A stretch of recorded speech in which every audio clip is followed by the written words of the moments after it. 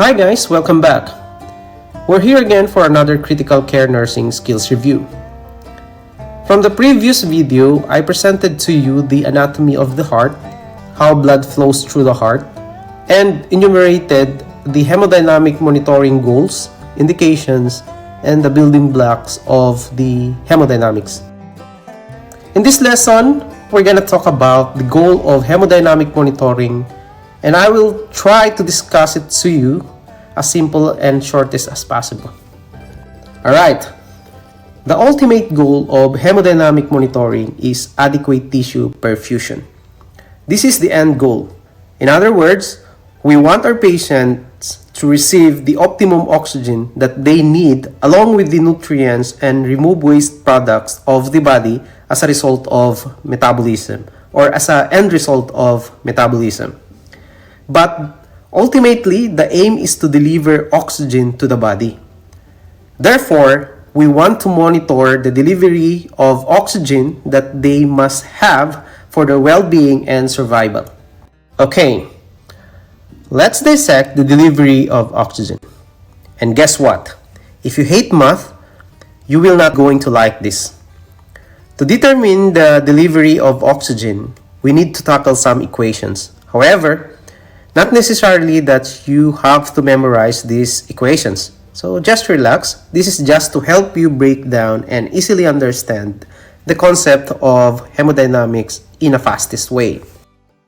The equation for our delivery of oxygen, DO2, consists of DO2 equals cardiac output, CO, times arterial oxygen content or arterial oxygen concentration, CaO2, times factor of 10.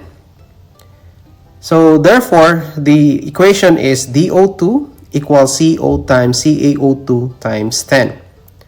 Let's break down the components of this equation. First, the number 10.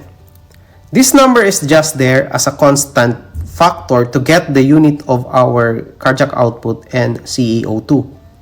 Second, the CaO2. To determine the arterial oxygen concentration, we have an equation for that also. This equation is CaO2 equals parenthesis hemoglobin times 1.34 times oxygen saturation plus parenthesis partial pressure oxygen times 0.003. Whoa! Is this an algebra lesson? Well, don't get nervous. I'm showing you these equations for us to understand the important factors that play a role in monitoring our patient hemodynamics and oxygen delivery. To get arterial oxygen concentration, we need to obtain hemoglobin, oxygen saturation, and partial pressure of oxygen. How about cardiac output? Cardiac output, by the way, is the amount of blood the heart pumps through the circulatory system in a minute. The equations for our cardiac output is cardiac output equals heart rate times stroke volume. Heart rate, of course, is the number of heart contractions in a minute or number of beat per minute. Stroke volume is the volume of blood pumped from the left ventricle per beat. When you take a look at these components, essentially saying that cardiac output is the amount of blood being pumped out of the left ventricle of the heart during its systolic or cardiac contraction. You multiply that by the number of heart rate in a minute. To break down further this equation, we need to have an understanding of the determinants of our stroke volume. Those determinants are the preload, afterload, and contractility. Alright? To have a general view of our lesson, the ultimate goal of hemodynamic monitoring or hemodynamic is the delivery of oxygen to achieve adequate tissue perfusion. The components of oxygen delivery that plays a big role in the process are cardiac output and arterial oxygen concentration or arterial oxygen content. Cardiac output is determined by the heart rate and stroke volume, and which is affected by the preload, afterload, and contractility.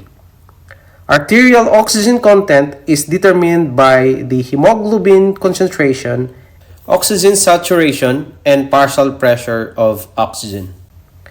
I will give you example how important these elements of hemodynamic in managing and treating patients. In achieving our patient's treatment, care, and management plan, we intervene and try to normalize the element of oxygen delivery if deranged. For instance, in a hypertensive patient, one management that we can offer is decreasing afterload.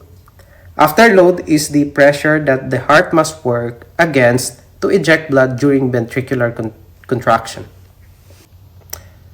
Because the heart must work against the systemic vascular resistance to eject blood during systole or ventricular contraction, so we manage by giving medications like ACE inhibitors or angiotensin II receptor blockers, ARBs.